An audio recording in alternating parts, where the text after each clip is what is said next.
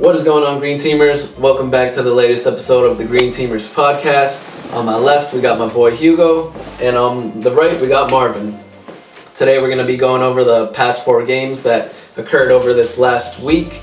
We kind of went over it in the last episode, and today we're going to actually go over the results of those games and how we felt we were playing in those games. As always, we got Marvin already rolling up, so we're going to spark a little joint, get the mind flowing. Aside from that, I think we're just going to do our thing as always and take it from there. Stay tuned.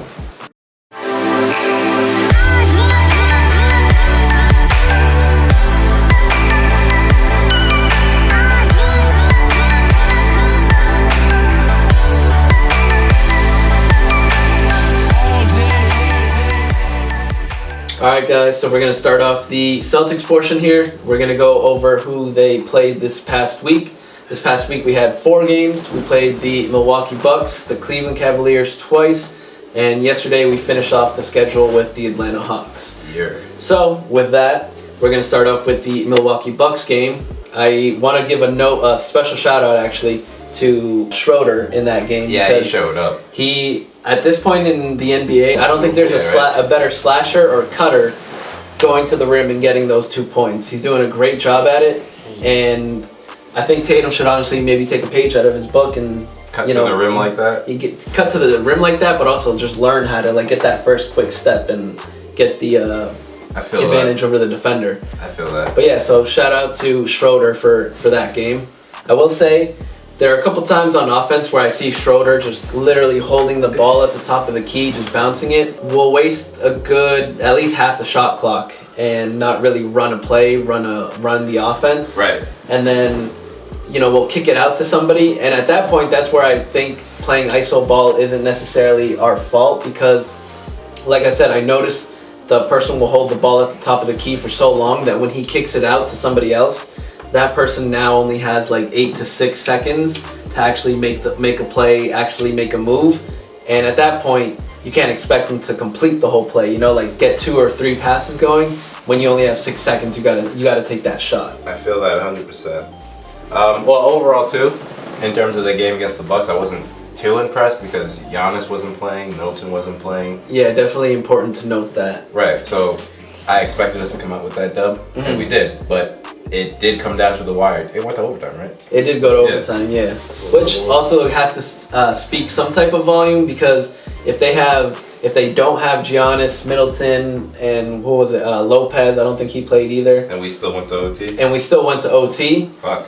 Granted, we grinded out the win, but like I said, that's got to speak some type of volume as far as us not being able to take advantage of a hurt team. And we played without Jaylen Brown as well. I will add that disclaimer. Sure. No Jaylen Brown, but it's not much of a game to hang your head up on. If that makes sense. It's not a win to be really too proud about or to gloat about because there were players out, and it wasn't expected win going into it. Which I'm glad we came out with that dub. Gotcha. So overall, I like what I saw.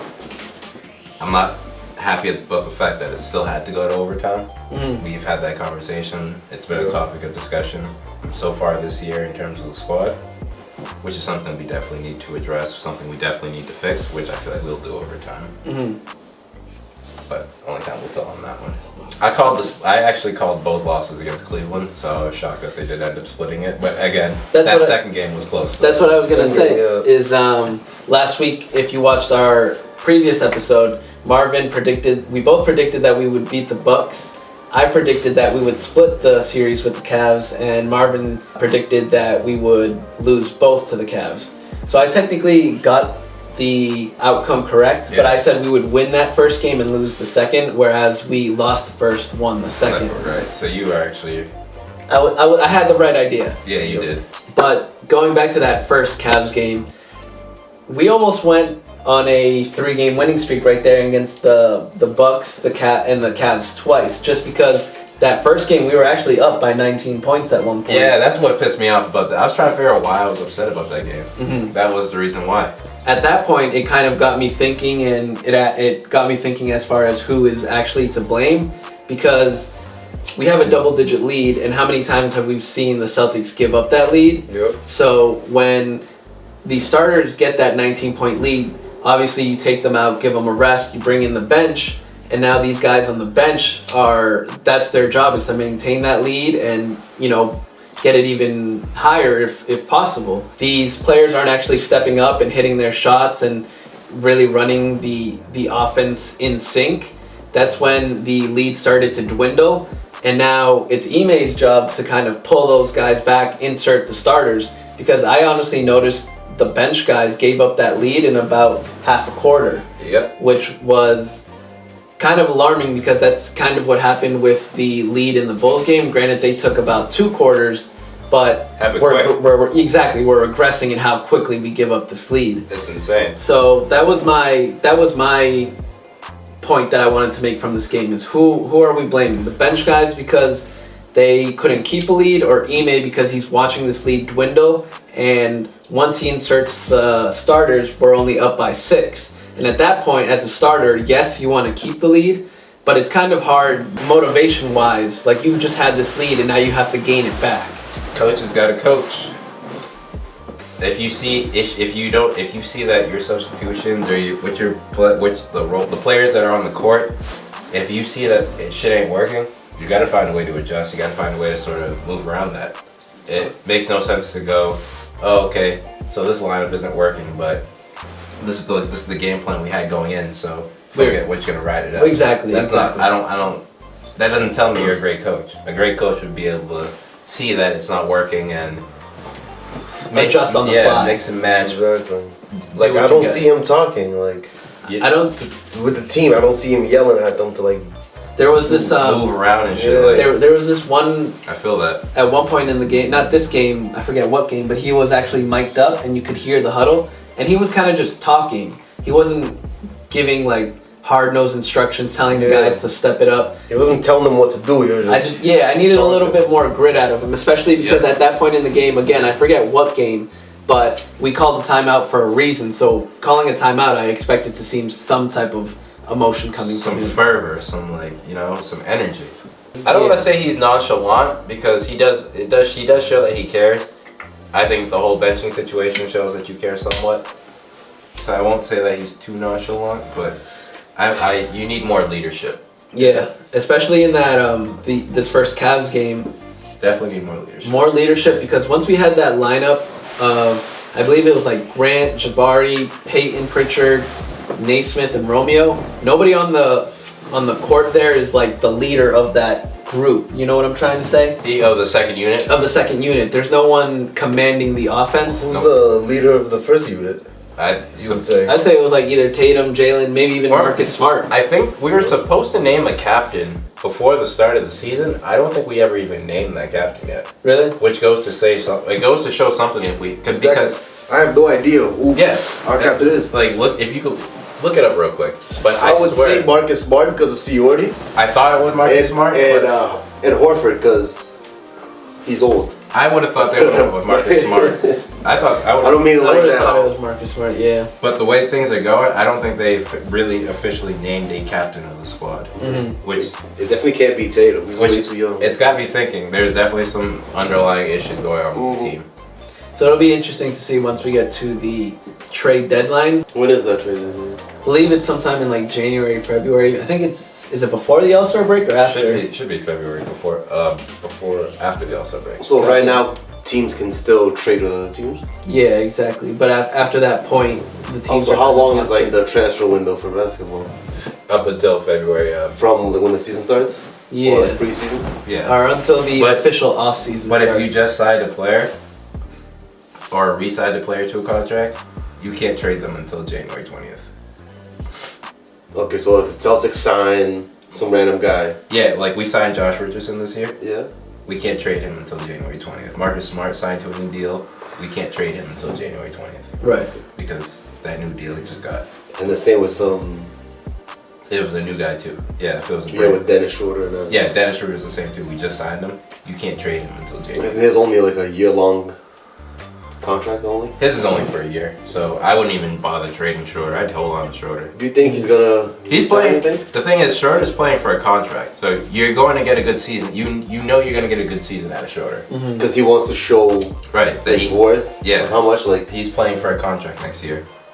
So whether or not he did stays, he have one with the Lakers? Like, how do you fumble that bag? he turned it down. He wanted more money. Yeah, he expected to get at least $100 million on the market. So you think the Celtics are going to give him more than $100 million? Oh, absolutely not. Hell no. I think we would give him the Marcus Smart deal, slightly higher, but no. Like, how much was the Lakers deal? It was 4 years. He It wanted was like 4 years, 94, I think. Something like no. It was 4 years, 80. He wanted the 4 years, 100, or 5 years. Yeah, 20 mil difference. Yeah, he wanted the $5 million difference per year, which in LA, I guess that really does make a difference. Yeah. So like, how much you think the Celtics are going to give him? Sorry, got off track on that. In terms of His contract. Like, you think they're going to give him the 80 or less? if I don't they even- offered it'd be- him a contract, It'd be hard to re-sign him in the first place. It's kind of like Marvin is saying, in order to sign him, we would like to give him Marcus Smart's money, but now we're paying Marcus Smart and him the same amount of money. One of them's got to So go. one of them's got to go, exactly. Yeah. It'll be interesting to see, because again, Marcus Smart is the longtime Celtic. We just signed him to a big money contract, at least for Marcus Smart. So At least we got until the end of the year. Maybe we can get rid of Smart halfway through the season if he doesn't. well, that's the thing is, if you get rid of Marcus Smart, now you either have to know that Dennis Schroeder is signing for you, or you're going to gamble that you can re-sign him. And if we don't, Which at that get rid point of you're him. kind of. But if we don't get rid of him in January 20th, we can still get rid of him after. Well, I mean, he'll be a free Off-season agent and all that anyways. kind of stuff. Oh, Schroeder? Yeah, Schroeder will be a free agent. I'm not talking about Smart. Smart, yeah, you can move him. Trade You can still move him. He's got a couple of years on his contract. Moving forward, Split the series against the Cavs. split the series against the Cavs. So that second game we did end up winning. Yep. I personally felt it was a little sloppy. We had some possessions where I thought it was rushed. It was just kind of erratic. There wasn't actually a flow to it. But I will say at the end of the day, a win is a win. Yes, sir. So if it was a Game 7 situation, if you win the game by 1 point, you're still the NBA champions, you know? Yeah. So I'll take it. I'm not complaining. I enjoyed that game more because I felt like we played a little better. Yeah.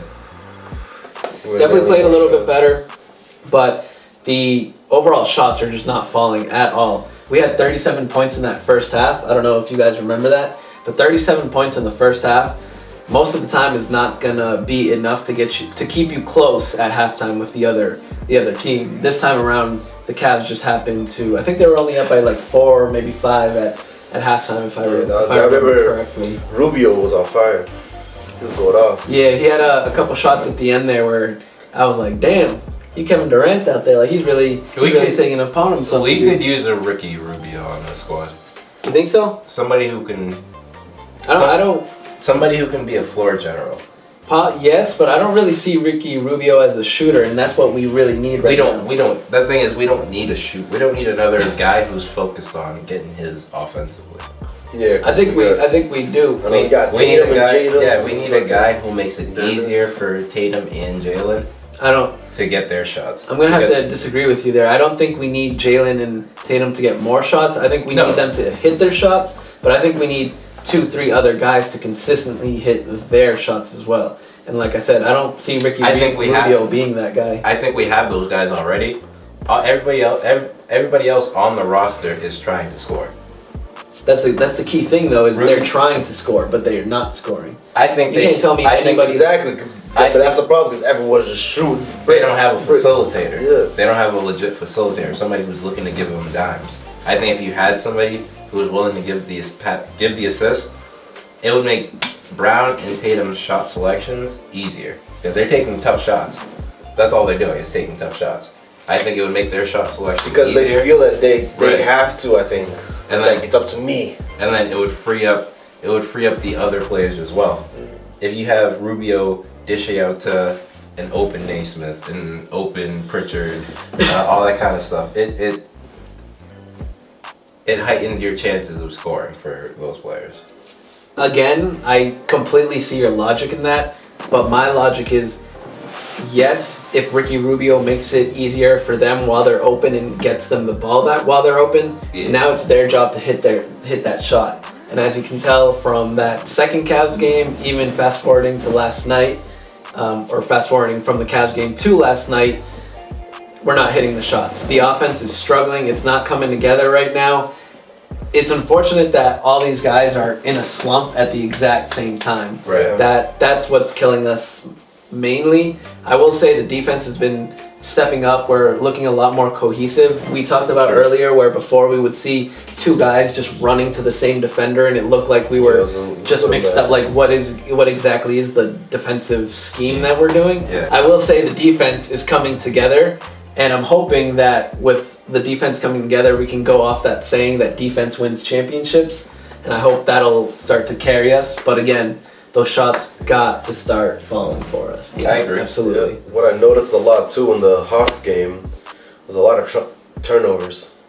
Hawks game, we were giving them That's away. the next game that we were just about to talk about, the Atlanta Hawks game. Disappointment there as well. Tatum got his. He got his numbers. Yeah, Tatum had a night where he was on. I don't know if he was on. From what I was seeing, he was shooting. A lot of tough shots. Like 3 out of 10 he was making. A lot of tough shots. Yeah, like he was missing a lot. Then that's where that Ricky Rubio comes in, nigga. I'm telling you. Again, like I said, I think just last night we were not hitting the shots, and a lot of the bench guys were not. Yeah, we were off yesterday. Playing their part, and I know a lot of guys are gonna get on the bench because we need guys to step up. Once our injured guys are out, everybody who's at the end of the bench kind of gets shifted up in the rotation. Right. And they're not stepping up at the moment, but I think we just gotta give some of these guys a break. Like Aaron Naismith, I'm still riding with him. He's been cold as of late, but again, this is like 12 games, is it now? 15 games, we'll call it. Roughly 12, 15 games into his second season. Like, let's give him a chance here. I will say Ime's gotta give him a chance. Get these guys into the rotation more. Get them more minutes. Get their feet wet. You know. It's how I was. Or else the starters get tired and they underperform. Exactly. What's happening. That's it. Exactly. We're relying on Al Horford to play 35 minutes a game. Exactly. Like that's ridiculous. That's crazy. It's even asking a lot of Tatum too. Like he's do. been doing that, you know. Yeah, even to he's young, but to do that. I realized that night out. Horford's playing like 32, 34 minutes a game. Yeah. Cantor doesn't even touch the floor. Granted, he touched the floor the past 2 games, but I do see what you're saying. But I think that has to do with the defensive scheme that we're running that just rotate on everything, and I don't think Cantor's light on his feet for that. Oh, Cantor can't play defense for shit. Yeah. He's terrible. I don't know what it is about this dude, but he cannot play defense. He's a great offensive rebounder. Yeah. And a great offensive player underneath the rim. But aside from that, he doesn't really bring much to the floor. That's probably why. But at the same time, I mean, this is where it comes in as an issue for the Celtics. If we were holding leads or getting up on teams to where we're up by 7, up by 10, then you can play a Cantor, see where things go for a little bit. But if every game is close, every game where you're either playing down or and you gotta defend, then you're not gonna want to risk putting them out there. Right. So it's up to the team to play better for your bench players to really show themselves. Mm-hmm. Exactly. But I agree. Again, giving up that 18-point lead, it's kind of hard to trust those guys at the same time. You know. So it's like, why don't you just throw fucking Cantor in there? Yeah, See what happens. At that point, like, once you got the lead, but then that's probably what happens. He threw in Cantor, lost the lead. So overall, with the 4 games this past week, we went 2-2, and that's actually what you and I both predicted. So Call it 2-2 record. we got the record correct. A couple of the games were a little off, but for the most part, we had the right idea. But this coming week, we have another 4 games as well. We have the Los Angeles Lakers on Friday, which we can talk about real quick, but that's always a big rivalry, a big game. Bron's return.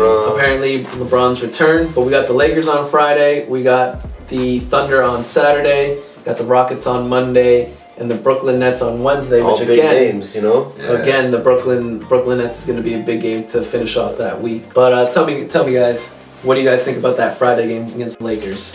I think. Lakers suck anyways. If they get LeBron back. Is he out? Yeah, he's been out for like 2-3 weeks now, Yeah. or maybe even longer. Oh, damn. At least 2-3 weeks now. Caruso's out too. Oh, no, he's Bulls. He's on the Bulls. Yeah, the Bulls now. Uh-huh. If we get Jaylen Brown back, that'd be great as well. I think that's going to be his return because he wanted to play on Monday, I believe. Like he was actually anticipating playing on Monday, and then they scratched him. Okay. So I think this coming Friday will be like it's a big game, so that's when. Yeah, exactly. All right. Then if LeBron's there, if Jaylen Brown's there, then that'll be a marquee match. That'll be a good game. It'll be a marquee game to watch. I say Lakers are gonna take it. You think the Lakers are gonna take it?